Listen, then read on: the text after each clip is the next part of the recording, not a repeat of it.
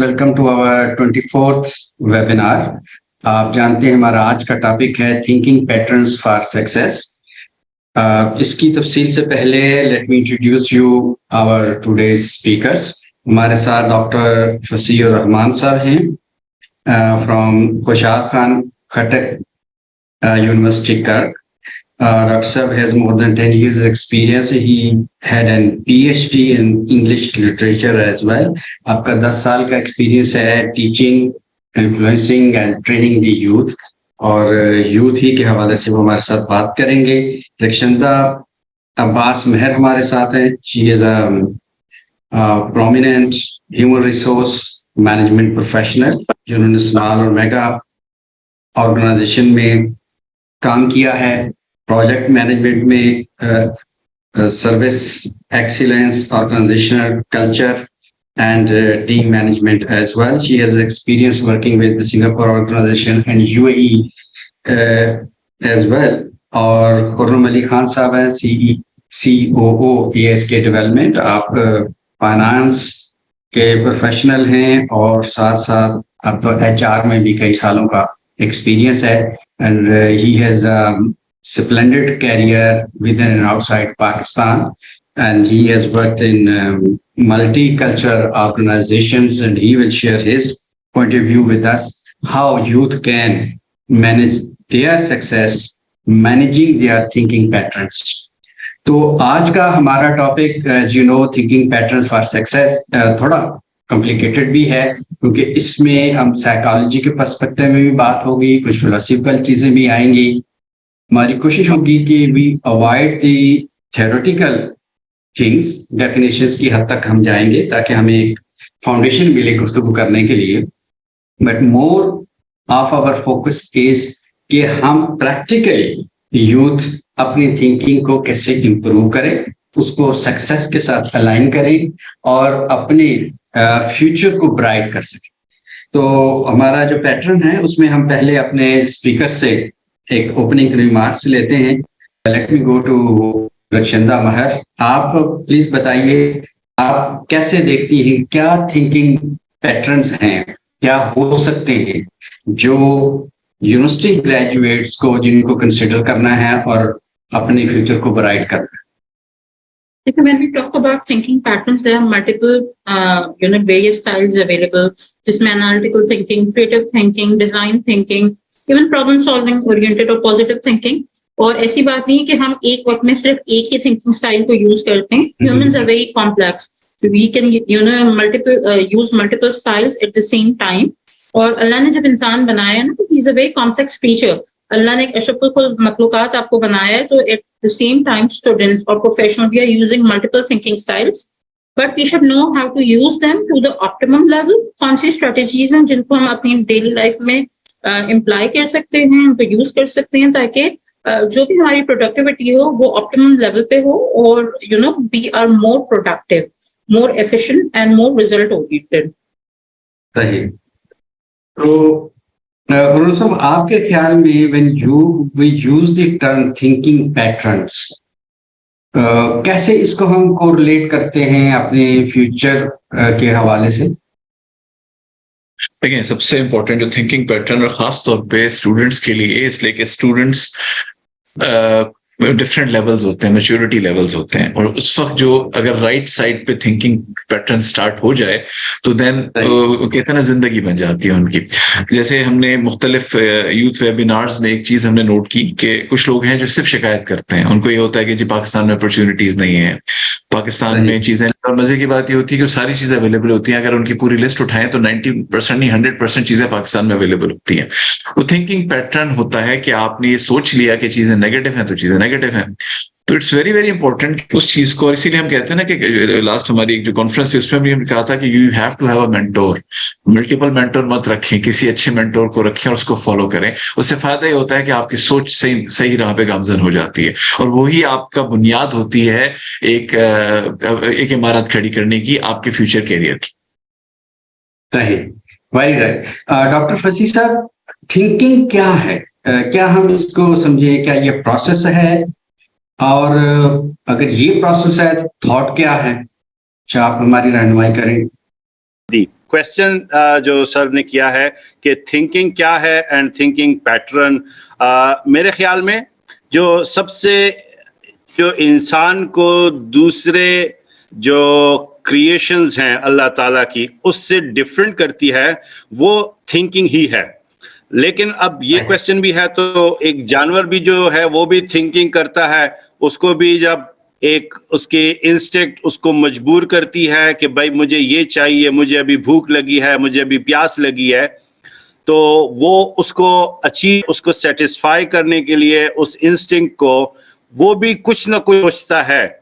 और साइंस भी प्रूफ कर चुकी है कि हमारे जो यूनिवर्स है उसमें ऐसे क्रिएशंस हैं जो कि अगर इंसान के ज्यादा करीब नहीं है थिंकिंग पैटर्न में, लेकिन वहां पर है।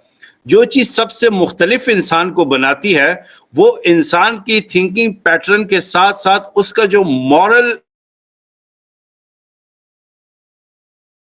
है अपने साथ, उस मॉरल कोड के साथ साथ जब वो थिंकिंग करता है, ये चीज इंसान को सबसे डिफरेंट करती है। और इस मॉरल कोड में हमारा पास्ट, हमारा फ्यूचर, हमारे रिलेशनशिप, हमारे जो अक़दार आ जाती हैं।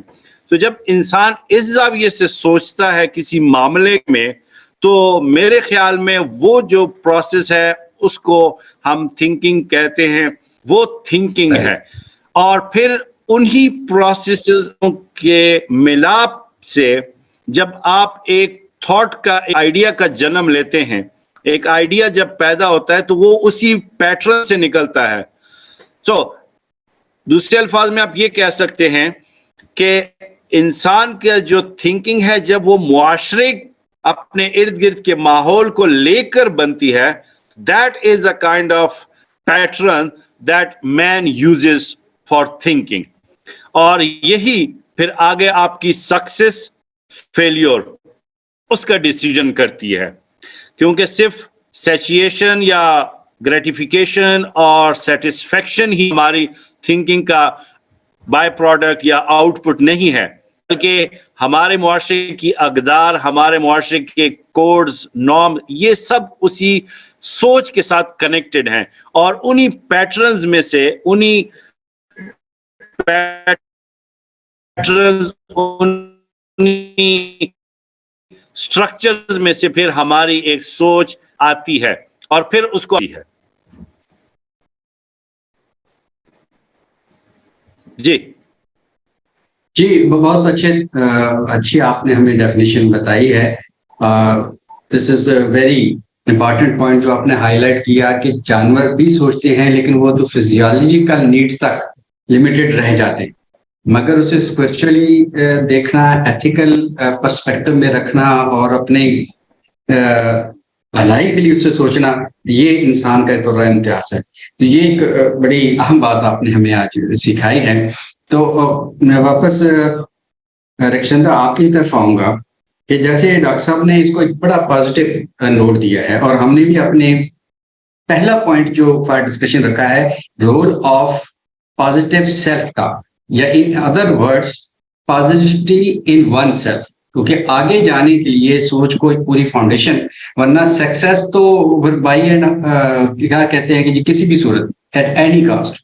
लेकिन जब हम पॉजिटिविटी की बात करते हैं तो यूजुअली ये समझा जाता है कि हम एक पूरी एथिकल जो है वो कंसिडरेशन के साथ आगे बढ़ते हैं। तो आप पॉजिटिविटी को कैसे देखती हैं? देखिए, जिस तरह अभी डॉक्टर साहब ने बताया कि thinking is a cognitive process. Brain के बहुत सारे फंक्शंस होते हैं, उनमें से एक फंक्शन जो है वो कॉग्निटिव प्रोसेसिंग का भी है, जिसको उर्फ आम में हम थिंकिंग कहते हैं। हम चाहें ना चाहें आपका दिमाग बहुत सारी चीजें सोचता है। तो the same goes for positive. अब आपका सबकॉन्शियस माइंड एक होता है और एक आपका कॉन्शियस माइंड होता है। कॉन्शियस माइंड पे हमारा इख्तियार है, हमारी मर्जी है हम क्या सोचें, और जो हम सोचते हैं मतलब conscious mind can train the subconscious mind and the subconscious mind can train the conscious mind. तो ये एक प्रोसेस है। तो जब हम पॉजिटिव अफर्मेशन या पॉजिटिव थिंकिंग की बात करते हैं तो वी शुड बी स्पीकिंग। अच्छा, आपको भी अगर आप इस्लामिक पॉइंट ऑफ व्यू से देखें, आपको अल्लाह ने कहा है कि लोगों के बारे में खुशगुमानी रखो, बदगुमानी से रोका है, पॉजिटिव चीजों के लिए कहा है, अल्लाह की नेमतों का शुक्र अदा करो, किसी की बुराई ना करो। तो एज ए ह्यूमन बिहेवियर और एज आपकी जो मॉरल कोड है वो भी आपको कहता है you have to be positive, क्योंकि पॉजिटिव थिंकिंग या अच्छा सोचने के बहुत ज्यादा फायदे होते हैं, some are psychological, some are physical also, और साइंस प्रूव करती है whenever you are thinking positively it impacts your health also, your spirituality also, your well-being also, and there are other aspects of positive thinking also. Now what is positive thinking? अच्छा, इसके बारे में क्या सिर्फ अच्छी बातें करना या self affirmation that is positive thinking, या जब हम वर्ड पॉजिटिव की बात करते हैं तो everything good comes into mind, हर चीज जो अच्छी है वो पॉजिटिव है।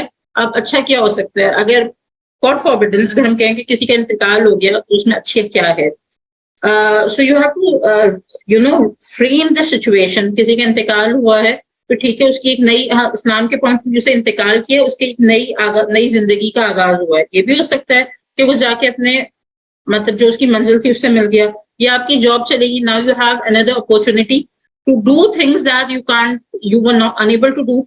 सो आप किसी भी सिचुएशन में किस तरह अपने आप को सोचते हैं, फ्रेम करते हैं, सिर्फ नेगेटिव को देख रहे हैं, पॉजिटिव को देख रहे हैं, या इन बिटवीन जो ग्रे एरिया है उसको किस तरह फ्रेम करते हैं for better opportunities, that is positive thinking. Right, very right. अच्छा खुर्रम साहब, इस पॉजिटिव थिंकिंग के ये पहला हम समझते हैं कि स्टेप है जब हम बात करते हैं थिंकिंग पैटर्न्स की, इसका हमारी जिंदगी पे क्या असरात होंगे as a young aspirant graduate जो आगे बढ़ना चाह रहा है, कुछ सोच रहा है, कुछ बनना चाह रहा है, कैसे ये इम्पैक्ट करेंगे? ये पॉजिटिव थिंकिंग का जो सबसे बड़ा फायदा होता है कि आप जब एक आपका नजरिया चेंज होता है, जाहिर बात है जब आप पॉजिटिव सोच रहे हैं तो आपकी जिंदगी आसान हो जाती है, आपके बहुत सारे मसले मसाइल स्टार्ट ही नहीं होते, मतलब मसले तो बचपन से ही स्टार्ट हो जाते हैं बच्चों में सोच में करने के लिए। और पॉजिटिव थिंकिंग का जो सबसे बड़ा फायदा होता है, और जो अच्छे उस्तादों से लोग चीज मिलती है, या हम कहते हैं कि ये कि आपकी जो तरबियत होती है, अपब्रिंगिंग होती है, उसमें बहुत इंपॉर्टेंट होता है कि चीजों को लेना कैसे।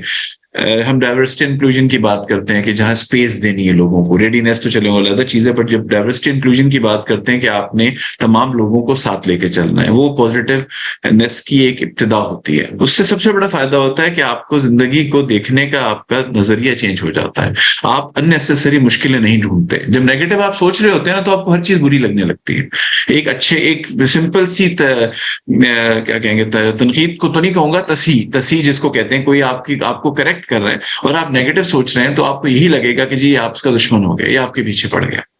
जहां पे आप उसको पॉजिटिव लेंगे कि जी अगर कोई मेरी तस्हीर कर रहा है तो उसका एहसान है, इसलिए कि बाद में आके पता चलता है जब बड़े हो जाते हैं कि जी कोई अगर आपको कोई मशवरा दे रहा है कोई नेक नियति से, तो it's a big blessing, otherwise ये रूटीन चीज नहीं होती। तो स्टूडेंट्स के पॉइंट ऑफ व्यू से कि जब अपनी सोच को मजबूत कर लें, आप सोच को पॉजिटिव कर लें और आप इस पैटर्न पे चलें कि आप पेशेंस अपने अंदर लाएं और ये सोचें कि कोई क्या कह रहा है तो क्यों कह रहा है और उसमें क्या आपका फायदा है, क्या उसका कोई फायदा है या उसका कोई नुकसान है।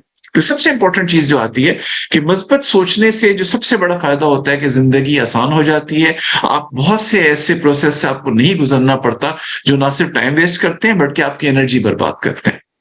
इसीलिए हम हमेशा स्टूडेंट्स कहते हैं कि बिजी रहें और मल्टीपल अपने से, अगर खाली पढ़ाई कर रहे हैं तो पढ़ाई ना करें, दरमियान में अपने लिए कोई स्पोर्ट्स कर लें, कोई ऐसी चीज करें ताकि आपका माइंड फ्रेश रहे।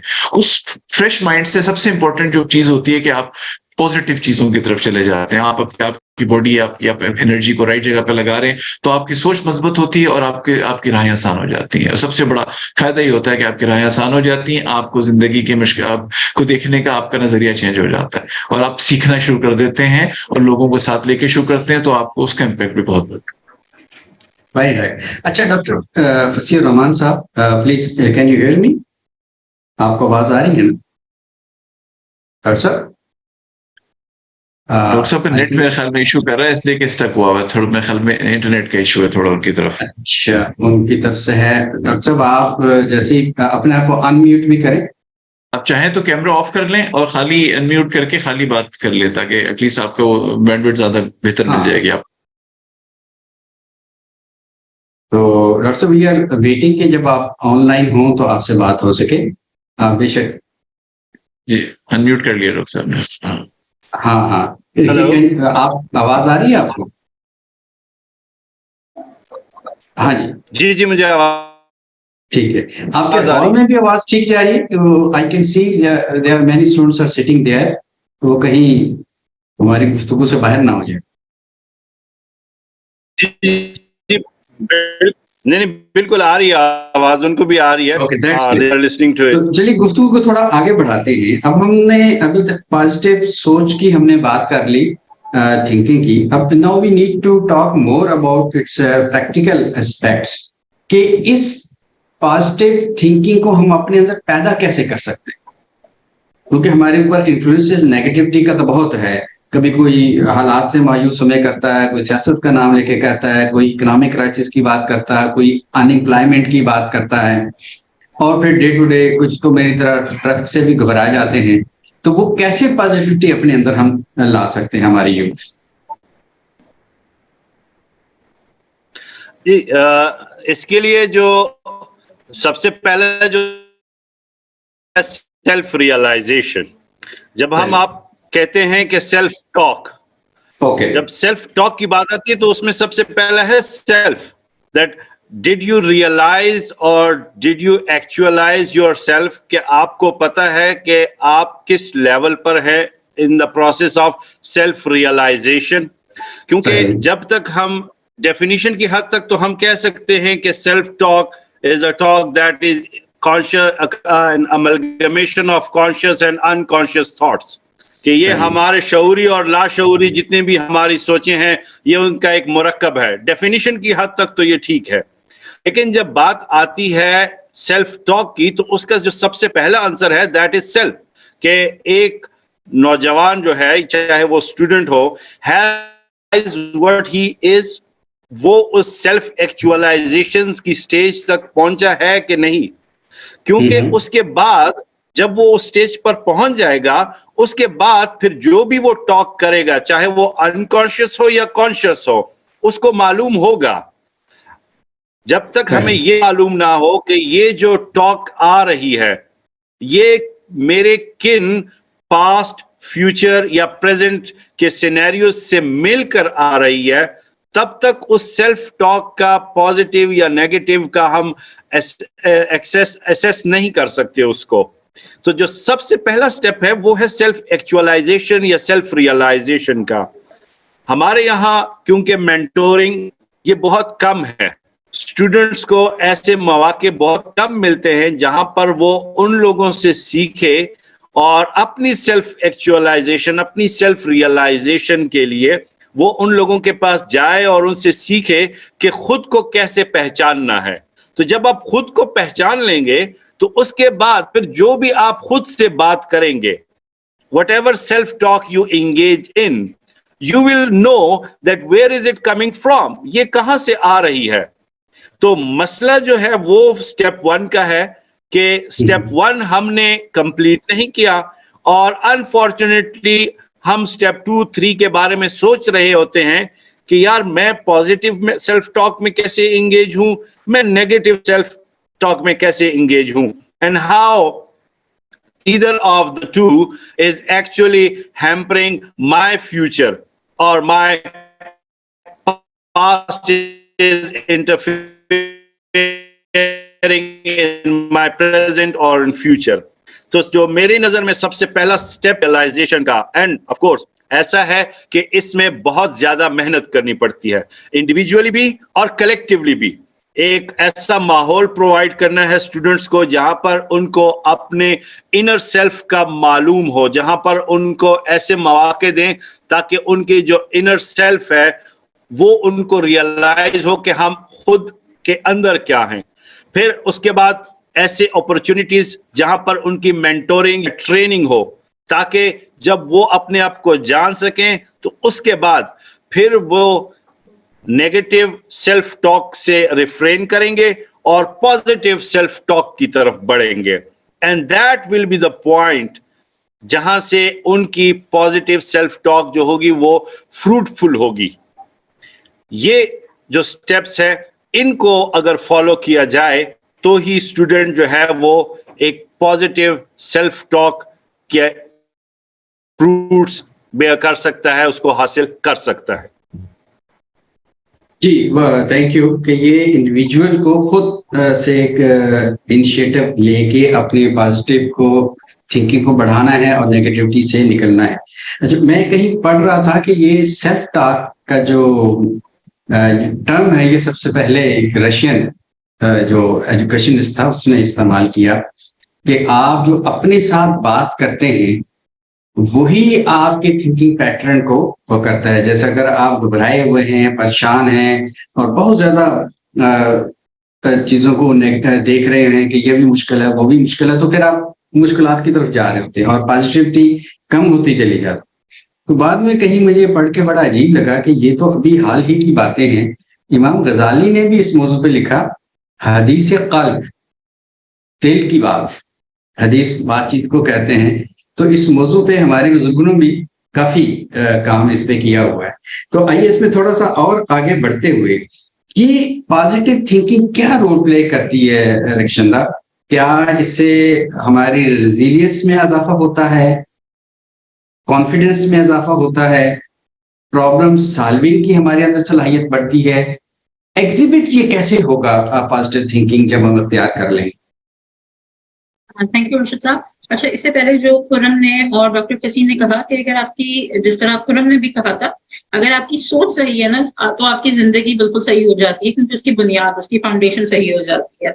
और डॉक्टर साहब ने भी बताया कि जिस तरह whatever you are thinking, अगर आपको अपनी पहचान होगी, सेल्फ रियलाइजेशन होगी, so you know your pros and cons, तो you can better implement. Now how do we know we have positive thinking, या वो किस तरह हमारे बिहेवियर से एग्जिबिट होती है, या how can we inculcate? These are two very important things. सबसे पहले हम मतलब अपनी रियल लाइफ में देखते हैं, कोई बंदा है, आपको बहुत अच्छा लगता है, हम कहते हैं यार, जब वो आता है, बात करता है, उसकी बात सुनने का दिल करता है, वो जो बात कहता है, जिस अंदाज से कहता है, तो आपको अच्छा लगता है, तो आप अक्सर उससे मुतासर हो जाते हैं। तो हमारी रियल लाइफ में अच्छा, जब आप भी कहीं जाते हैं, किसी से मिलते हैं और आप बहुत अच्छे लग रहे होते हैं, तो आपको खुद को बड़ी खुशी हो रही होती है कि मैं बहुत अच्छा लग रहा होता। हम सब आईने के सामने खुद को देखते हैं, बाल बनाते हैं, क्यों बनाते हैं? हमें पता है कि हमें अच्छा लगना है। तो इसी तरह, जिस तरह कुछ चीजें आपके बिहेवियर के अंदर रिफ्लेक्ट होती है, पॉजिटिव थिंकिंग भी, पॉजिटिव सेल्फ टॉक भी आपके अंदर से एग्जिबिट हो रही होती है, एक्सयूड्स फ्रॉम योर पर्सनैलिटी। आपको पता पड़ता है, आप खुद के लिए, मतलब जब आप खुद सोचेंगे कि यार मैं अच्छा लग रहा हूँ, कभी होता है ना, आपने खाना पकाया, आप कहते हैं खाना खराब बना है, आप वैसे ही बड़े घर वालों को कुछ और खा लें, कुछ और ये कर लें। तो when you know there is something good about it, it exudes from your personalities. तो आपके अंदर से वो शाइन करता है। So when you are positive about yourself, you feel confident. आपके अपने अंदर, जिस तरह फॉर एग्जाम्पल एग्जाम की तैयारी होती है, हम कितने कॉन्फिडेंट होते हैं, जो भी आएगा सवाल में जवाब दे दूंगा। इसी तरह you have to always think positive. You have to think that you are bigger than the problem. जो भी सिचुएशन है उसको मैं, मतलब I can solve the situation. I can be bigger than the problem. I'm more resilient. I have the grit. जैसी भी situation होगी, you will remain cool and calm. You'll be able to, you'll be very solution oriented. और इस, ये तो है जिस तरह आपको नजर आना शुरू होता है कि आप होते हैं। और हाउ डू यू डेवलप, वो फिर हम फर्दर ड्यूरिंग द डिस्कशन उसे डिस्कस कर सकते हैं कि what are the tips and tricks, techniques क्या हैं जिन्हें हम अप्लाई करके पॉजिटिव थिंकिंग को अपनी लाइफ में इनकलकेट करते हैं। Thank you. सही, थैंक यू। अच्छा खुर्रम साहब, एक हमारे पास क्वेश्चन है जुबैर साहब का कि कुछ लोग तो पैसे को ही सब कुछ समझते हैं, आप इस पे क्या कमेंट करेंगे? और आमिर साहब का ये क्वेश्चन है कि हम पॉजिटिव थिंकिंग डेवलप कैसे कर सकते हैं? आप दोनों चीजों को साथ लेके चलिए क्योंकि हमने टाइम को भी देखा। जी जरूर। देखिए, जो पैसे वाली बात है ना, पैसा सब कुछ है, होता यह है कि कहीं ना कहीं से ये सोच आती है, डाली जाती है, आपकी प्रायोरिटीज होती हैं। जब आप बड़े होंगे ना तो आपको अंदाजा होगा कि सबसे इंपॉर्टेंट चीज होती है जहनी सुकून और खुशी। और बड़े, जब जाहिर बात है, अभी तो स्टूडेंट्स हैं, तो जब बड़े होकर अंदाजा होता है कि पैसा सब कुछ होने के बावजूद कुछ चीजें आपके पास नहीं होती। तो ठीक है, बात यह कि इसीलिए बड़ा इंपॉर्टेंट है कि लिटरेचर पढ़ना चाहिए, हिस्ट्री पढ़नी चाहिए, ऐसी चीजों पर पढ़ें ताकि आपका दिमाग की राहें खुलें, दिमाग आपका मजीद सोचने पे मजबूर हो और आपको एहसास हो गई जी पैसा बहुत इंपॉर्टेंट है लाइफ में, इसमें कोई शक नहीं है, मगर पैसा सब कुछ नहीं होता। इन्होंने ये बात भी लिखी थी कि अपने माँ बाप के घर वालों को पैसे दें। हाँ, घर वालों को सुकून पहुंचाना माँ बाप एक एम होता है, एक ऑब्जेक्टिव होता है, बट एक स्टेज आती है जिसपे आपको रियलाइज होता है कि जी टाइम देना भी ज्यादा इंपॉर्टेंट था, खाली पैसे से कुछ नहीं हुआ, टाइम देते तो ज्यादा अच्छा होता। तो मिक्स है। तो जी पैसा बहुत इंपॉर्टेंट है लाइफ में, बट सब कुछ नहीं है। और कभी होता है कि खुद ठोकर खाने की बजाय बड़ों के तजर्बे से सीखें। तो हम आपको बता रहे थे सर लोग बैठे कि पैसा नो डाउट कि लाइफ में बहुत इंपॉर्टेंट है, बस सब कुछ नहीं है। पैसा हो, सेहत ना हो, पैसा हो, जहनी सुकून ना हो, पैसा हो, रात को नींद ना आती हो, बच्चे आपके साथ अच्छे ना हो, आपके ताल्लुकात अच्छे ना रहे, तो पैसा फिर बेमकसद हो जाता है। जहां तक बात है पॉजिटिव थिंकिंग डेवलप कैसे की जाती है, ये जो दूसरा क्वेश्चन था, देखें अपनी एनर्जी को राइट अंदाज में इस्तेमाल करें। किसी ने भी, मैं पढ़ रहा था कमेंट्स में, रीडिंग की बात की, जी बिल्कुल, अच्छी रीडिंग आपके ऊपर बहुत ज्यादा इंपैक्ट करती है। अच्छी रीडिंग सबसे इंपॉर्टेंट है, आप रीड करके आ रहे हैं, अच्छी किताबें पढ़ें, बेताशा लिटरेचर मौजूद है, लैब लेबोरेटरीज हैं और चीजें हैं, बेताशा मौजूद है। तो सबसे इंपॉर्टेंट है कि अच्छी रीडिंग आप करें और आपके ऊपर उससे आपको डेफिनेटली आपकी सोच बेहतर होगी। और दूसरी बात, अच्छे लोगों के साथ बैठें, जैसे डॉक्टर फसी साहब ने भी ये बात की कि मेंटोरिंग बड़ी इंपॉर्टेंट है, जो कम हो गई है मगर अवेलेबल है। और आपको जैसे अभी दोनों को मिक्स करता हूं कि खाली पैसे वालों को आइडियल मत बनाएं, इल्म वालों को आइडियल बनाएं, तो उनसे आपको इल्म सीखने का भी मौका मिलेगा और आपकी सोच भी मजबूत आएगी। बहुत सारे लोग होते हैं, खासतौर पे हमारे, अब तो खैर एजुकेशन जो है इंडस्ट्री है, वो भी एक इंडस्ट्री बन गई है। अदरवाइज अगर हम देखें, हमने जिनसे पढ़ा है, अभी भी बेताशा ऐसी एकेडमिया में लोग मौजूद हैं जो एक बहुत बड़ी एग्जाम्पल हैं, जिनसे पता चलता है कि इल्म का दरिया है। मे बी वो बहुत ज्यादा पैसे कमाने के चक्कर में नहीं पड़े, बट वो खुश भी हैं और इल्म बांट रहे हैं और वो कुछ करके जा रहे हैं, ऐसी चीज जिसमें वो याद रहेंगे। पैसे वाले लोग बड़े कम याद रखे जाते हैं, इल्म जिन्होंने बांटा होता है, सिखाया जाता है, वो लोग हमेशा याद रखे जाते हैं। तो एक ऐसा कोशिश करें कि ऐसी मिसाल बने आप। Thank you. अच्छा, एक क्वेश्चन उस साहब का, जिसका ये है कि जी क्या रीडिंग इसमें कोई अच्छा रोल प्ले कर सकते हैं? तो रीडिंग तो ऑब्वियसली हर चीज का आंसर रीडिंग ही है, लेकिन साथ जो उन्होंने क्वेश्चन किया है कि रिलेटिवली हम वेस्टर्न सोसाइटी में या एजुकेशन सिस्टम में देखते हैं कि लोगों को क्लैरिटी ज्यादा होती है, एथिकल लाइंस बहुत उन्हें क्लियर होती है। हमारे यहाँ शुक्र शुभात कुछ लोगों में पाए जाते हैं। तो डॉक्टर साहब, आप हमें गाइड करें, एजुकेशन में माशाल्लाह आप 10 साल से हैं, तो क्या आप डिफरेंसेस देखते हैं और हमारा यूथ कैसे पॉजिटिविटी की तरफ आए? सबसे पहले तो जो यूथ की पॉजिटिविटी के बारे में बात है, तो उसमें जो सबसे पहला इवेंट जिसको मैं कंसीडर करता हूं वो ये है कि हमारे यूथ ने वो स्टेज कवर कर ली है जहां पर उनको ये पता है कि मेरा सक्सेस क्राइटेरिया क्या है। क्योंकि मसला ये होता है कि स्टूडेंट को ये मालूम नहीं होता कि मैंने अपने लिए सक्सेस क्राइटेरिया क्या चूज करना है। जैसे अभी खुर्रम साहब ने कहा कि कुछ लोग पैसे को अपना बहुत कुछ समझते हैं, तो कुछ लोग जो हैं वो फैमिली को टाइम देना बहुत कुछ समझते हैं, दैट इज देयर सक्सेस।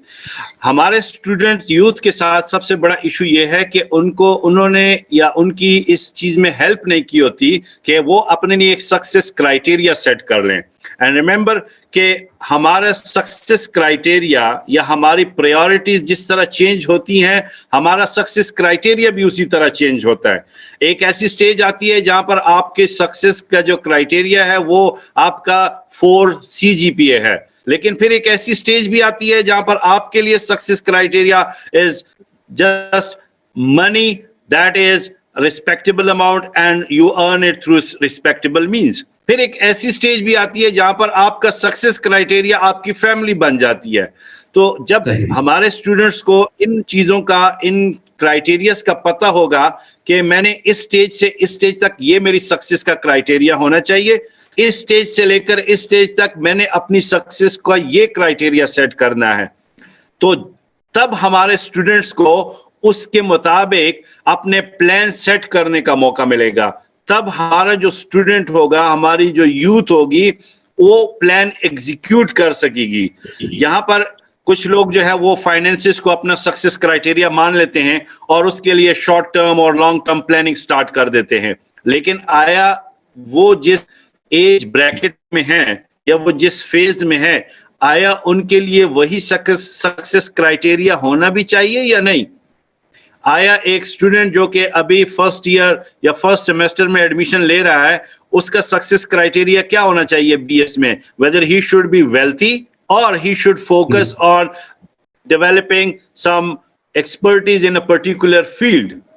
तो ये जो सक्सेस का क्राइटेरिया है, ये बहुत इंपॉर्टेंट है कि स्टूडेंट इसको जान सके। वो अपने लिए मेंटोरिंग के साथ साथ अपने लिए एक सक्सेस क्राइटेरिया डेवलप करें, लॉन्ग टर्म के लिए भी इंक्लूडिंग शॉर्ट टर्म आल्सो, जो कि वो सक्सेस क्राइटेरिया फिर उनको गाइड करेगा। अदरवाइज कभी हम फिर पैसे की दौड़ में चले जाएंगे, वहां पर हमें अगर टाइम बीइंग नाकामी होगी तो हम कहेंगे यार पैसा कुछ नहीं होता, या हम कभी अपने स्टडीज में कुछ करना चाहेंगे, फिर वहां पर हमें प्रॉब्लम होंगी। ये चीज जो है ये यूथ को समझनी भी चाहिए, और इसकी प्रैक्टिस और इसकी जो है वो ट्रेनिंग भी लेनी चाहिए, ताकि वो ये डेवलप कर सकें कि मेरा सक्सेस क्राइटेरिया क्या होना चाहिए इस 1 साल में, आगे 3 साल में, आगे 5 साल में। जी जी बिल्कुल सही कि जो जब तक पर्सनल गोल क्लियर ना हो आपको, तो आपकी जो है वो प्रायोरिटी भी चेंज होती रहती, और उनको एक ऑर्डर में रखना ही सक्सेस का एक बड़ा हिस्सा सक्सेस का वही कवर हो जाता है। मैं देख रहा हूँ कुछ हमारे पास ऐसे ऑडियंस में साहबान और साहिबात हैं जिनका साइकोलॉजी का बैकग्राउंड है, तो please if you want to speak up on a certain point and you want to share your point of view, तो आप हैंड रेज कीजिएगा। आपके सिस्टम में जहां ये रिएक्शन वगैरह दिए हुए हैं वहां से आप कर सकते हैं, तो we would love to include you in the conversation. तो इस बात को और थोड़ा समझना है कि हम यहाँ तक तो आ गए कि गोल सेटिंग अगर है और क्लैरिटी है आपकी, या प्रायोरिटाइज आपने किया हुआ है आपने क्या करना है, जैसे ग्रेजुएशन या फिर उसके बाद पोस्ट ग्रेजुएशन की बात हो रही है या उसकी बात हो, तो हम आगे बढ़ सकते हैं। तो क्या इसके लिए हमें कुछ सोल्यूशन ओरिएंटेड टेक्निक्स की जरूरत होगी रक्षंदा? कैसे हम अपने गोल सेटिंग कैसे ये हमारा यूज कर सकता है? That's a very good question, क्योंकि देखिए solutions are very important in life. हर काम हो जाता है, लेकिन उसे कैसे करना है, टेंशन में आगे करना है, हड़बड़ाहट में करना है, या बड़े you have to do it in the right way. जब हम प्रोजेक्ट मैनेजमेंट में बात करते हैं तो उसमें सबसे ज्यादा सोल्यूशन ओरिएंटेशन पे ही फोकस किया जाता है कि आपके पास काम तो हो जाएगा, लेकिन आपको बिल्कुल सही तरीके से करना है, कम कॉस्ट में करना है, बेस्ट यूटिलाइजेशन ऑफ रिसोर्सेज में करना है, और उसके लिए जो आपकी सोल्यूशन ओरिएंटेडनेस है वो बहुत इंपॉर्टेंट रोल प्ले करती है। Now how can we become, अच्छा what is solution orientedness? Being solution focused और बीइंग सोल्यूशन ओरिएंटेड इज, आपके सामने कोई भी प्रॉब्लम आए, आप पहले तो इस पॉजिटिव माइंडसेट के साथ हो, हाँ ये मैं कर सकता हूँ, या ये हो सकता है, दिस इज डूएबल। इम्पॉसिबल की जगह आई एम पॉसिबल वाली आप अपनी फिलॉसफी को रखें, और when you are personally thinking like that, believe me you can do a lot of things जो बज़ाहिर आपको लगती हैं कि इम्पॉसिबल हैं या बहुत मुश्किल है। So how you become solution oriented? पहले तो जो भी प्रॉब्लम हो घबराएं नहीं, आपके एग्जाम्स हैं जो भी हैं, plan things down, jot things down, उन्हें लिखें आप किस किस तरीके से। फॉर एग्जाम्पल अगर आपके एग्जाम्स भी, your students, you have to prepare for your exams, there are multiple ways. एक सबसे अच्छा तरीका तो यही होता है कि आप अपनी क्लासेस को अटेंड करें, टीचर्स के साथ कम्युनिकेट करें, but what are the other ways? आप जब स्टडी करते हैं सिर्फ किताबें पढ़ना है, आप अपने पेयर्स के साथ डिस्कस कर सकते हैं, आप चीजों को जॉट डाउन कर सकते हैं, क्विज़ेस ले सकते हैं। इसी तरह लाइफ में जो भी प्रॉब्लम्स होती हैं, there are multiple solutions to any problem. तो सबसे पहले बीइंग सोल्यूशन ओरिएंटेडनेस के लिए ये है कि आपके जो भी प्रॉब्लम्स उन्हें आप लिखें कि इनके सॉल्यूशंस क्या क्या हो सकते हैं। इफ योर जॉब इज, और you are searching for a new job, आप लिंक्डइन पे एक्टिव होंगे, आप लिंक्डइन पे लोगों के साथ कनेक्ट करेंगे, आप जो है नेटवर्किंग करेंगे, आप डिफरेंट फोरम्स का पार्ट बनेंगे। So there are various ways to solve any problem. Other ways strategies है कि आप mind mapping करें, आप जो है prioritization metrics बनाएं. Action planning is also another very good thing for, very good solution for being a solution oriented person. फिर जो आपकी continuous planning, Japanese terminology है, जो आपकी Six Sigma में भी use होती है, plan, do, check, act वाली cycle. That is something very good that you can do. For becoming solution oriented. आपकी जो भी प्रॉब्लम है उसको आप डिफरेंट हिस्सों में डिवाइड करें और हर प्रॉब्लम को रिजॉल्व करके देखें, क्योंकि लाइफ के अंदर बहुत सारी प्रॉब्लम्स हैं जो रिपीट हो रही होती हैं। तो do the plan, do check and act cycle and achieve the best solution, ताकि कभी और मसला आपको पता है इस सोल्यूशन ने ये बेस्ट चीजें जो मैं कर सकता हूँ। And when you practice these kind of techniques in your life, emotional intelligence पे आप अपना काम करें, जिस तरह हमारे यहाँ कमेंट्स में भी ये बात आ रही है। So when you practice these kind of techniques in your day-to-day life, you automatically, intrinsically become solution-oriented. बस ये है कि अपनी positive self-talk को बहुत हाई रखें, अपने आप को इसको प्रैक्टिस करते रहें, or jot down the solutions.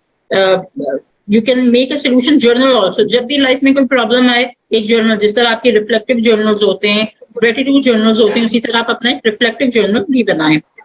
These are some techniques. There are others also, जिसे हम किसी और सेशन में डिटेल में डिस्कस कर सकते हैं इंशाल्लाह.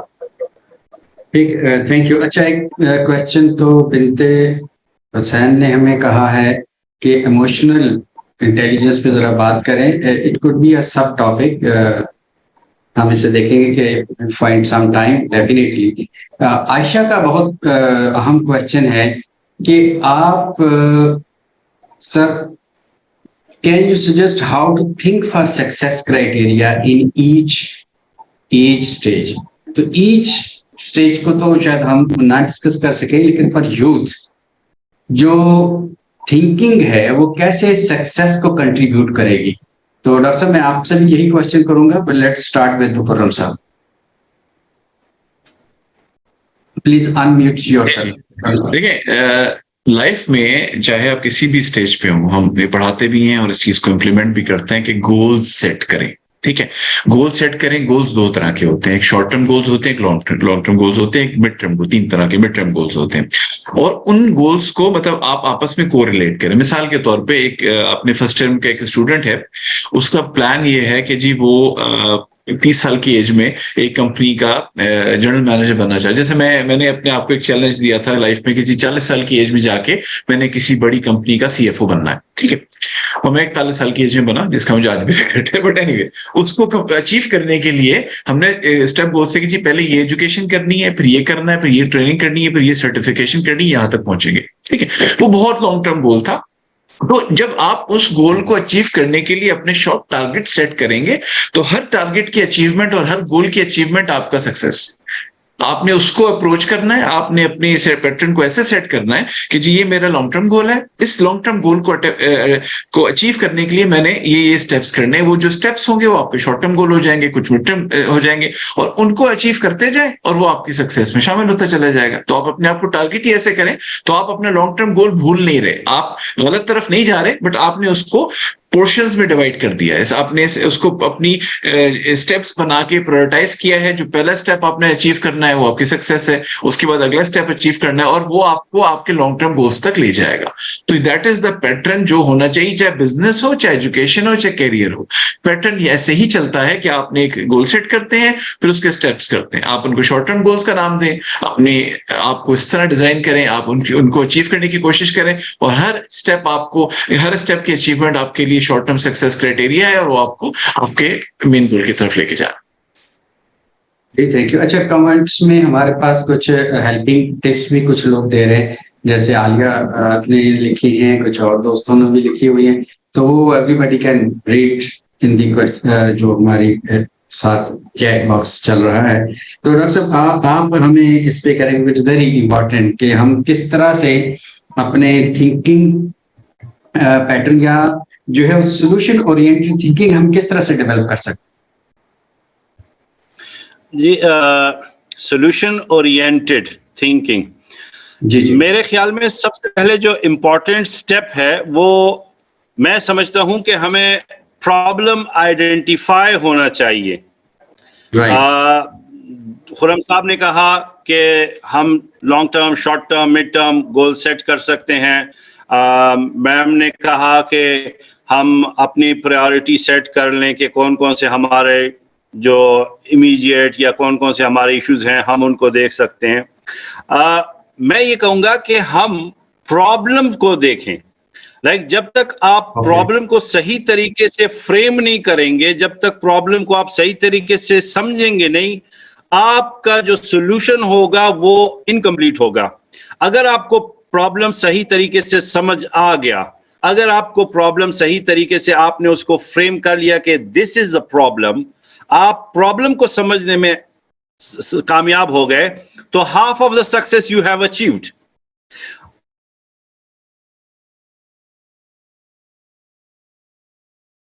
Goal, is it happiness, that you want to be happy after achieving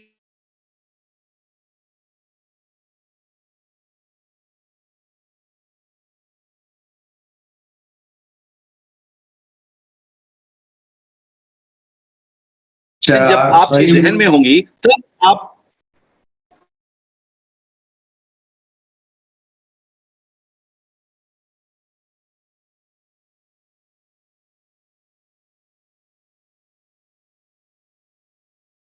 hello जी जी, आप इससे आ रही बोलिए। है आवाज?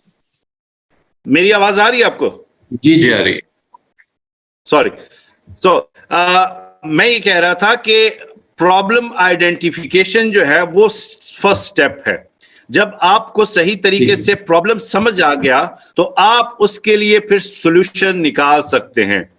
अब सॉल्यूशन ओरिएंटेड जो है हमारी थिंकिंग ये कैसे होगी, इसके लिए तो हमें पहले ये सोचना होगा कि आया जो प्रॉब्लम है वो क्या है और उसका एंड रिजल्ट क्या है।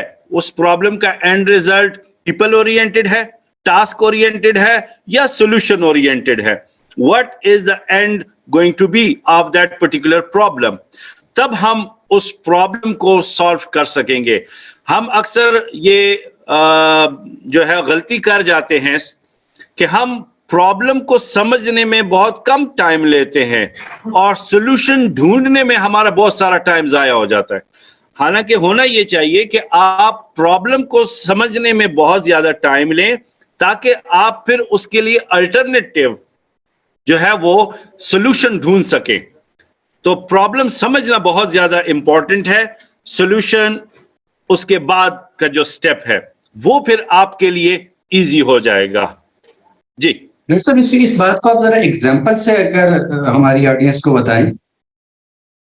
अच्छा, ये एक जो चीज है, हमारे अक्सर स्टूडेंट्स आते हैं या हमारी जो यूथ है, हम उनके ऊपर एक लेबल लगा देते हैं कि आज की यूथ बहुत फ्रस्ट्रेटेड है।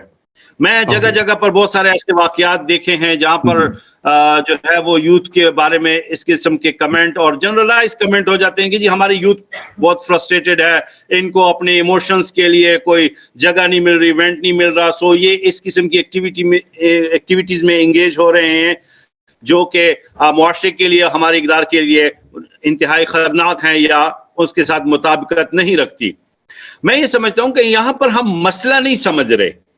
मसला जो है वो यहां पर ये नहीं है कि हमारे स्टूडेंट्स या हमारी यूथ का एक्शन क्या है। हमें ये समझना चाहिए कि हमारी ये जो यूथ है ये जो कुछ कर रही है एक्शन नहीं है, ये किसी चीज का रिएक्शन है। वो इशू क्या है जिसकी वजह से ये रिएक्शन आ रहा है? आया ये हमारी यूथ इनकी पेरेंटिंग उस तरह हुई है जैसी होनी चाहिए? एक नेग्लेक्टेड चाइल्ड है उसकी जिस किस्म की ट्रीटमेंट हुई है, या हमारे पास जो यूथ है, मैं आपको अपने इलाके की एग्जांपल दूं, हमारे यहाँ पर 70% मेल एंड ऑलमोस्ट 90%, 95% फीमेल को साइकोलॉजिकल इश्यूज या सोशल इश्यूज हैं एंड वी लेबल देम। अच्छा, उन साइकोलॉजिकल इश्यूज की वजह से वो मुख्तलिफ किस्म की एक्टिविटीज में एंगेज होते हैं, तो हम उनको जनरलाइज लेबल कह देते हैं कि यार ये यूथ है, ये फ्रस्ट्रेटेड है। No, we haven't understood the problem. वो प्रॉब्लम हमने नहीं समझा जिसकी वजह से ये रिएक्शन आ रहा है। जब हम वो प्रॉब्लम समझेंगे, हमारा प्रॉब्लम ये है कि हमारे बच्चों की पेरेंटिंग सही नहीं हुई। हमारा प्रॉब्लम ये है कि जो हमारे बच्चे यहाँ पर बिहेव कर रहे हैं, जिनका बिहेवियर हमें एक्सेप्टेबल नहीं है, जिसको हम एबनॉर्मल या एम्बिवेलेंट बिहेवियर कह रहे हैं, वो किस वजह से है, वो वजह हम नहीं पूछ रहे, हम उस वजह को मालूम नहीं कर रहे। हम सिर्फ ये कर रहे हैं कि बच्चों के ऊपर पाबंदी लगा दो, बच्चों से मोबाइल ले लो, बच्चों को कोड ऑफ कंडक्ट कब बता दो कि इससे इधर कोई जाएगा तो उसको ये पनिशमेंट, तो उसको ये। We are not resolving the root causes. तो जब तक वो रूट कॉज रिजॉल्व नहीं होगा, आप सिर्फ रिएक्शन जो है, जो कि सिम्टम्स हैं, ये reaction they are symptoms of a very chronic illness. हमारी सोसाइटी में इस किस्म की इलनेसेस हैं जो कि सिर्फ रिएक्शन पे हम लगे हुए हैं उनको ठीक करने में, लेकिन हम इस चीज को नहीं ठीक कर रहे कि इसका जो रूट कॉज है वो क्या है, वो प्रॉब्लम क्या है। जब हम प्रॉब्लम आइडेंटिफाई कर ले कि यार ये जो स्टूडेंट है या ये यूथ है, इसका ये जो एक्शन है, इसकी रूट कॉज कहां पर है? इसकी रूट कॉज आया ये है कि ये इसकी पेरेंटिंग सही नहीं हुई, इसको सोशल कल्चरल जो प्रॉब्लम्स हैं वो हैं, या इसका प्रॉब्लम ये है कि ये क्लास में बहुत ऊंचा ऊंचा हंसता है या बोलता है। तो हम जो अपेरेंट या सिम्टोमेटिक जो इश्यूज हैं उनको सॉल्व करने में टाइम लगा लेते हैं और वो थोड़ी देर के लिए ठीक होते हैं लेकिन दोबारा वहीं पर चले जाते हैं। क्यों? क्योंकि वो जो रूट कॉज है वो हमने एड्रेस नहीं किया, हमने उस मसले को हल नहीं किया जिसको हमें हल करना चाहिए। Thank you. अच्छा, एक शोभाना कमर साहिबा का क्वेश्चन है कि हम कोई काम शुरू करते हैं तो बड़े मोटिवेटेड होते हैं, बट आफ्टर सम टाइम हमारी मोटिवेशन जो है वो बहुत लो हो जाती है और प्रोक्रास्टिनेशन हम शुरू करते हैं। तो इस मोटिवेशन को बरकरार कैसे रखें? और ये सक्सेस पैटर्न के लिए जरूरी भी है कि हमारे जो पर्सनल मोटिवेशन लेवल है वो बरकरार रहना चाहिए। तो I will request Rakshanda to start with, कि फिर हम आगे भी क्वेश्चन लेके चले जी, कैसे मोटिवेशन को बरकरार रखा जाए। This is a very important question. सबसे पहली बात है कि उन्हें पता है, जिसने भी ये सवाल किया है, I am sorry miss the name, कि शी नोज, और ये हम सब के लिए एक लर्निंग लेसन है। हमें पता होना चाहिए कि हमारे साथ क्या होता है हमारी पास्ट सिचुएशंस में। This is based on a question based on reflection. तो this is half the success. कि आपको पता है कि ड्यूरिंग आप कोई भी काम शुरू करते हैं, यू आर हाईली मोटिवेटेड, बहुत दिल चाह रहा होता है, लेकिन बीच में कहीं मोटिवेशन जो है वो आपकी बिल्कुल ड्रॉप हो जाती है। ऐसा बहुत सारे लोगों के साथ होता है। How can we avoid this? सबसे पहले तो कि आप आपकी जो भी जर्नी है उसे मल्टीपल पार्ट्स में डिवाइड कर दें। जो भी प्रॉब्लम है उसे, जिस तरह खुरम साहब ने कहा, आपका लाइफ का आपने एक लॉन्ग टर्म गोल बना लिया, उसको आपने जॉट डाउन किया और आपने छोटे छोटे स्टेप्स में लिख दिया। हर छोटे स्टेप को आप सेलिब्रेट करें, यू हैव अचीव्ड समथिंग। तो अगर आपने कोई काम स्टार्ट किया है और उसके आप वर्क ब्रेकडाउन स्ट्रक्चर्स बना लें और हर वर्क ब्रेकडाउन स्ट्रक्चर को सेलिब्रेट करें और फिर नए प्रोजेक्ट को, मतलब जो नेक्स्ट स्टेप है उसे एक अलग प्रॉब्लम लेके चलें। तो this is one way to remain motivated throughout the journey. Other things that can motivate you, जिस तरह हमने मेंटरिंग की बात की, कोचिंग की बात की, you can have a coach और अ फ्रेंड जिसके साथ आप अपने जर्नी में अपने प्रॉब्लम के हर स्टेप पे डिस्कस करें। यू नो, फ्रेंड्स कैन, ये ह्यूमन टच है जो आपके हार्मोन्स, जो हैप्पीनेस हार्मोन्स की हम बात करते हैं, when we discuss something we automatically become motivated. अगर सबको ये बात पता होगी ना कि आप ये काम कर रहे हैं, तो आपको अपना एक सोशल प्रेशर भी फील होता है। सो व्हाटएवर ये गोल्स आर, जरूरी नहीं आप ऐलान करते रहें। अक्सर चीजें बस आप अपने किसी क्लोज फ्रेंड के साथ डिस्कस कर लें, आपको पता है मैं उसको जवाब दूं। और थर्ड, मोटिवेटेड कैन बी, आप अपने गोल्स को रीइटरेट करते रहें, रीअफर्म करते रहें। यही जो हम पॉजिटिव थिंकिंग की बात कर रहे थे, थिंकिंग पैटर्न्स की बात कर रहे थे, आपको अपने ब्रेन को बार बार बताना है what is the ultimate goal. And the last point, strategy, मैं तो बहुत सारी जो मैं आपके साथ शेयर करूंगी। जब भी आपको आपकी मोटिवेशन कम होने लगे, think about the end result. कहते हैं ना, विजुअलाइज द एंड। मैं किस चीज के लिए मेहनत कर रहा हूँ, इज इट वर्थ इट? जब आप सोचते हैं कि भाई, जिस तरह अगर खुरम साहब का गोल, तो हमें 40 इयर्स की एज में सीएफओ बनना है। सीएफओ बनना इतना आसान काम नहीं होता, आपको पढ़ना भी होता है, आपको बहुत ज्यादा नंबर क्रंचिंग भी करनी होती है, डिफिकल्ट सिचुएशंस डील करनी होती है। And as a CFO you have to lead a lot of people also. तो ही वाज कॉन्स्टेंटली, तो हो सकता है उनको थोड़ा अपना फैमिली टाइम कॉम्प्रोमाइज करना हो, पर्सनल टाइम करना हो compromise, hobbies. So you have to think about the end result, visualize the गोल।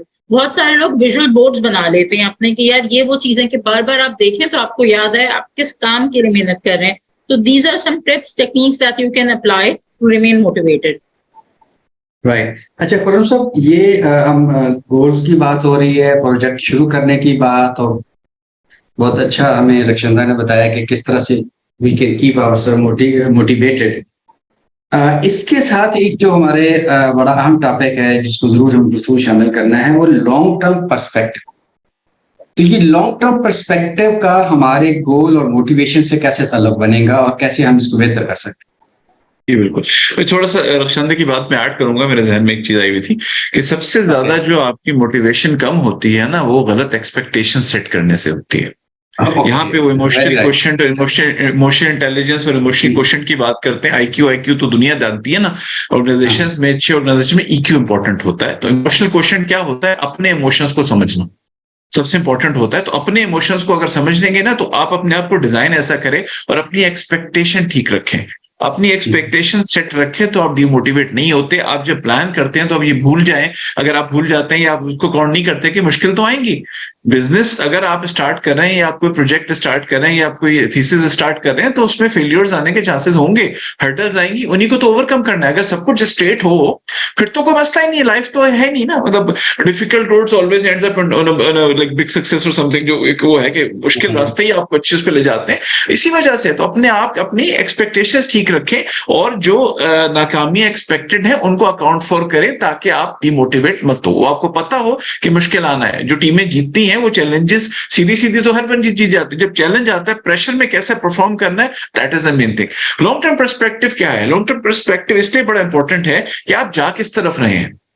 अगर आपने, जैसे हमने बात कर रहे थे कि छोटे छोटे हमने अपने गोल सेट कर लिए और उसके अंदर घुमा के रह गए, हमने ऐसे गोल सेट किए जो हमें किसी तरफ ले जा ही नहीं रहे। बाहिर तो बहुत अच्छा है, मिसाल के तौर पे एक बचपन में ना किसी की डोर बेल बजा के भागना और पकड़े ना जाना भी एक बहुत बड़ी सक्सेस होती थी। तो अब चक्कर ये कि आपको कहीं लेके तो नहीं जा रही ना, मतलब वो आपको कोई इवेंचुअली कोई फायदा नहीं दे रही। तो आपने लॉन्ग टर्म पर्सपेक्टिव कि आप जरूर प्लान करें कि आप जाना किस तरफ चाह रहे हैं, आप किस चीज के स्टूडेंट है, आपका गोल क्या है। प्लान बी भी जरूर रखें, मगर आपको अपना टारगेट जरूर सेट करना है कि आप इवेंचुअली क्या अचीव करना चाहते हैं। आपने मेंटर उस हिसाब से चुनना है, आप अपनी फील्ड उस हिसाब से चुननी है, आपने स्टडी पैटर्न उस हिसाब से चुनना है।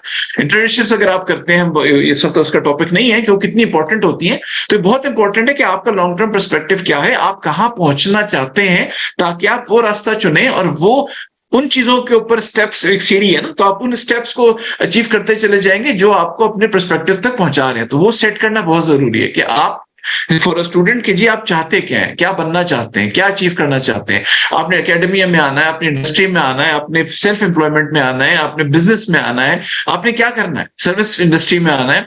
तो ये सारी चीजें, या आपने इवन जैसे कि माँ बाप के लिए कुछ करना है, अपने चीजें हैं, तो ये सारी चीजें ना आपके प्लान का हिस्सा होने चाहिए। आपको पता होना चाहिए कि आप, मैं जो प्लान कर रहा हूँ लॉन्ग टर्म पर्सपेक्टिव मेरा यही है, मैं यहां पहुंचना चाहता हूं, और उस रास्ते पे चलना शुरू करें ताकि आप अपने सही गोल्स, सही टारगेट सेट करें। अदरवाइज छोटी छोटी चीजें सेट करते जाएंगे और वो जैक ऑफ ऑल बन जाएंगे, कुछ भी नहीं होगा।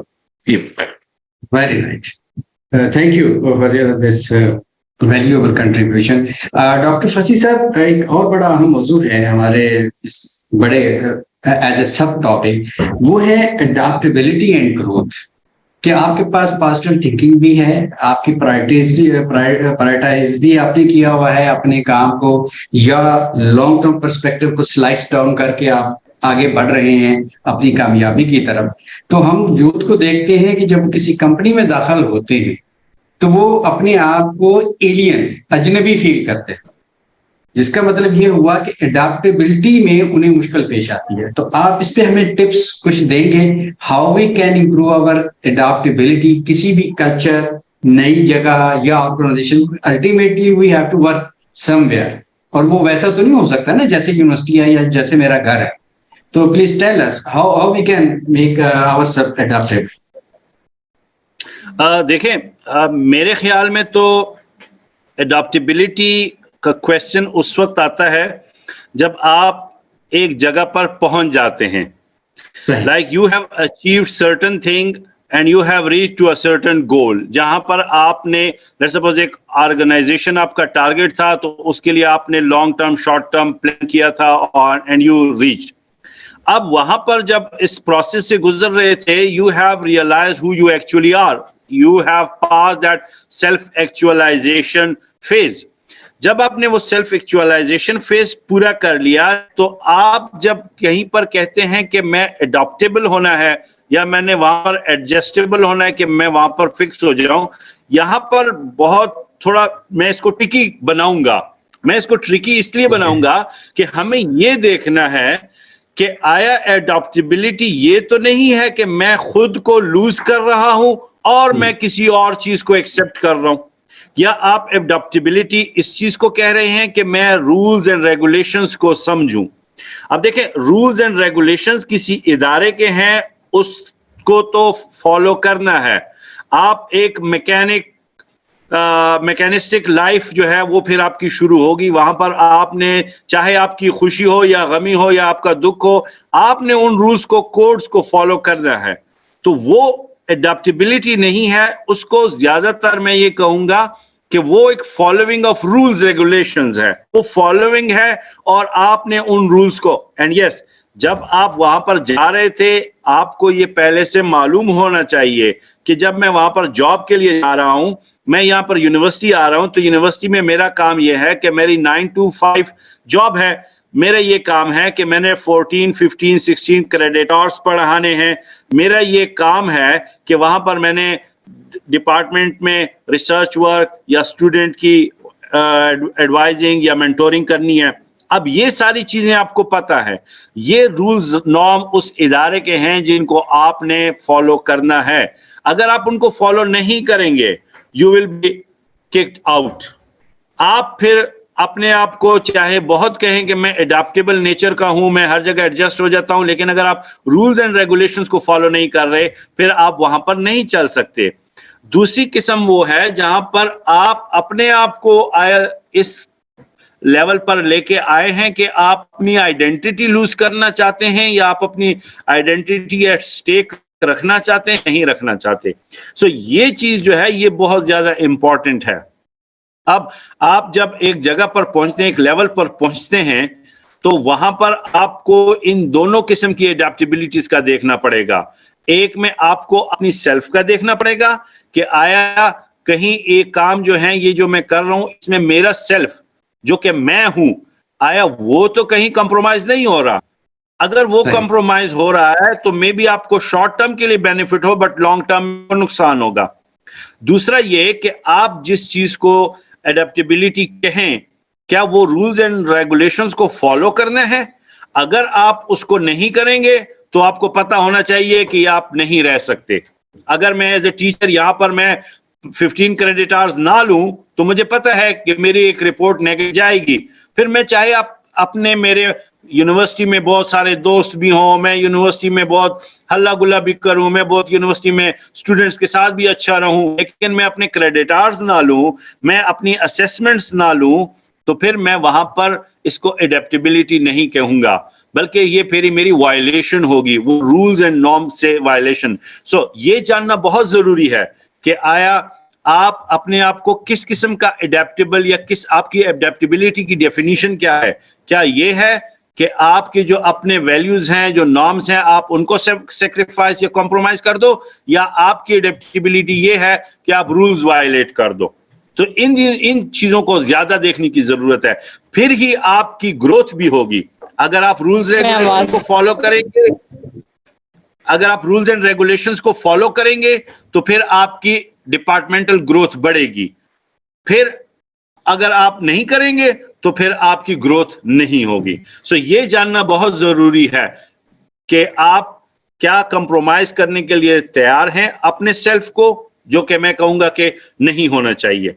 और रूल्स एंड रेगुलेशन को आपको पता होना चाहिए कि ये मैंने फॉलो करने हैं, तो वो अगर आप फॉलो नहीं करेंगे तो आपकी ग्रोथ नहीं होगी वहां पर, बल्कि आप रिग्रेस होंगे। ठीक है, थैंक यू। अच्छा, हमारा लास्ट क्वेश्चन है, क्योंकि time already it is 4 PM, लेकिन ये बड़ा अहम सवाल है और मैं अपने आप को नहीं रोक सकता। I must ask you, let's start with Rakshinda. हमारी सोच को कौन सी चीजें लिमिट करती, क्या नेगेटिविटी है जो हमें रोक देती है कि हम बेहतर या पॉजिटिव ना सोच सकें, सक्सेस के मतलब ना सोच सकें? क्या चीजें हमें लिमिट करती हैं? I know time come है and it's almost 4 o'clock. I'll just share a psychological research. जो fear of unknown होता है, एक रिसर्च हुई थी जिसमें आपसे there were 2 groups. एक ग्रुप को कहा था आपने सिर्फ 50% जो पार्टिसिपेंट्स हैं उन्हें इलेक्ट्रिक शॉक लगेगा, और एक दूसरा ग्रुप था जिसे 100% को कहा था आपको इलेक्ट्रिक शॉक लगा था। जिन लोगों को 50% कहा गया था, who were uncertain, उनका स्ट्रेस लेवल इतना ज्यादा था कि they were unable to perform the daily task. लोगों की प्रोडक्टिविटी जो है वो 70% तक ड्रॉप हुई थी, and they were all well qualified. The research target was more than 3,000. और 3,000 में से 92% ने fear of unknown की वजह से उनकी प्रोडक्टिविटी ड्रॉप हुई। सो जब हम अपनी बात कर रहे होते हैं, हमें खुद को अक्सर नहीं पता होता हमें लाइफ में क्या करना है, या हमारा गोल या हमारा टारगेट क्या है। जिस तरह खुरम साहब ने बहुत अच्छी वैल्यू ऐड की थी कि हमारी एक्सपेक्टेशंस क्या हैं आपको अपनी कैपेबिलिटी के बारे में। So things that stop us from reaching our optimum success, the height of peak performance, सबसे पहला स्टार्ट तो हमारे साथ ही है कि हमें पता नहीं है हमें अचीव क्या करना है, हमारा टारगेट क्या है। कहते हैं कि अगर आपको ये ना पता आपको कहाँ जाना है तो कोई भी रोड आपको ले जाएगा लेकिन वो आपकी मंजिल नहीं है। You should know where you are going. तो goal setting is very important. और जब आप एक बार चीजों को you have to jot down, write it down, ताकि जब चीजें लिखी हुई होती हैं आपके पास एक गोल पोस्ट होती है, मुझे ये अचीव करना है, आपको पता है आपका टारगेट क्या है, and then your brain is very robust, वो खुद चीजें सोचना शुरू कर देता है। Thinking is a cognitive process. और जब आपका ब्रेन सोच रहा है then you have to supplement the brain by being more positive thinking, self affirmations, being solution oriented, ये टेक्निक्स आप करें then you become success become attracted towards you, आप खुद सक्सेस मैग्नेट बन जाते हैं। सही। खरों साहब, क्या चीज हमें रोकती है? देखिए मेरे ख्याल में हम फोकस नहीं कर पाते। हम लोग जो है ना वो फोकस नहीं कर पाते। हमें ये ख्याल ही नहीं आता कि ये भी इंपॉर्टेंट है। हम एक धारे में बहते चले जाते हैं और हम इस चीज को इंपॉर्टेंस नहीं देते। मेरे ख्याल में ये सबसे बड़ा हर्डल है आजकल के हिसाब से जिसको करना चाहिए। Very right. डॉक्टर साहब, concluding remarks, we look towards you, ये क्या कहेंगे? मेरे ख्याल में तो मैं आपके वो क्वेश्चन जो आपने पूछा था मैं उसका जवाब दूं कि हमें कोई और नहीं रोक सकता, हम खुद ही रोकते हैं। खुद ही रोकते हैं। Very sad. हम अपने आप को खुद ही रोकते हैं, चाहे वो मोटिवेशन के लेवल पर हो। हम अपने आप को मोटिवेट नहीं कर पाते, हम अपने आप को ढूंढ नहीं पाते, हम अपने आप को पहचान नहीं पाते। जब हम ये सारी चीजें नहीं कर पाते तो हमारे पास जो एंड रिजल्ट है वो हमारी फेलियर होती है। अभी मैं एक स्टूडेंट का कमेंट पढ़ रहा था जिन्होंने स्वाद से कमेंट किया है और वो ये कह रहे हैं कि मैं बहुत सारी जगहों पर अप्लाई कर रहा हूँ लाहौर में सॉफ्टवेयर हाउसेज में, लेकिन मुझे कोई एक्सेप्ट नहीं कर रहा। द प्रॉब्लम, मैं उनको तक ये भी पहुंचाना चाहता हूँ कि the problem is not they are not accepting you. आप ये सोचेंगे आप क्या आपने खुद को एक्सेप्ट किया है कि नहीं। And remember, it shouldn't be that false या pseudo kind of exception कि आप अपने आप को एक्सेप्ट कर रहे हैं लेकिन एक सुपरफिशियल वे में नहीं। आप अपने आप को पहचान कर, खुद को जानकर अपने आप को एक्सेप्ट कर रहे हैं कि नहीं। सो मेरे ख्याल में हमें खुद के अलावा कोई और नहीं रोक सकता और हमें खुद के अलावा कोई और आगे भी नहीं लेके जा सकता। Very right. बहुत शुक्रिया। Thank you everybody being with us for this 1 hour। I hope आपको इसमें बहुत कुछ सोचने समझने और आगे प्लान करने के लिए मदद आपको हासिल हो जाएगी। तो थिंकिंग पैटर्न की हम बात कर रहे थे कि आपको एक पॉजिटिव सोच के साथ एक अच्छा कॉम्प्रिहेंसिव गोल बनाना है, फिर उसको आपको अपनी डेली लाइफ में लेके आना है, उसे स्लाइस डाउन करें जिससे आपकी मोटिवेशन बरकरार रहती है। और नेगेटिविटी से आपने बचना है कि हम अपने ऊपर एक तारी कर लेते हैं कि मैं कुछ नहीं कर सकता, ये इस मुल्क में कुछ हो नहीं सकता। ये जो अखबारी किस्म की चीजें हमारे ऊपर नेगेटिविटी तारी कर रही हैं, इससे आपने निकलना है। अचीवेबल जब आप गोल बनाते हैं, अपने आप को पॉजिटिव रखते हैं, बेहतर नेटवर्किंग भी आपने करनी है। जैसे अभी एक दोस्त ने कहा कि जी वो कहीं एक्सेप्ट नहीं हो रहा है, तो प्लीज आप मेरा तजुर्बा ये है कि I have interviewed thousands of people for different jobs. तो अपने सीवी को और उस अदारे को भी देखें, क्या ये वही सीवी बोल रहा था जो उनको चाहिए था और उन्होंने क्यों आपको रिजेक्ट किया है। कभी उन्हें कॉल कर ले, कोई इसमें हर्ज नहीं है। तो हम अपने आप को, जैसे डॉक्टर साहब ने कहा था कि सबसे अहम तो ये कि आप अपने आप को जानें, प्रॉब्लम को तो समझें, फिर आगे की बात चले। तो let's explore within ourself, have a high self esteem and Allah will help us in our future. Thank you very much and Allah हाफिज़। Thank you very much. Allah Hafiz. And thank you very much to Kirk University, Dr. Anwar साहब, Dr. खुशी और अमान साहब। आप हमसे ज्यादा आज मेजबान थे।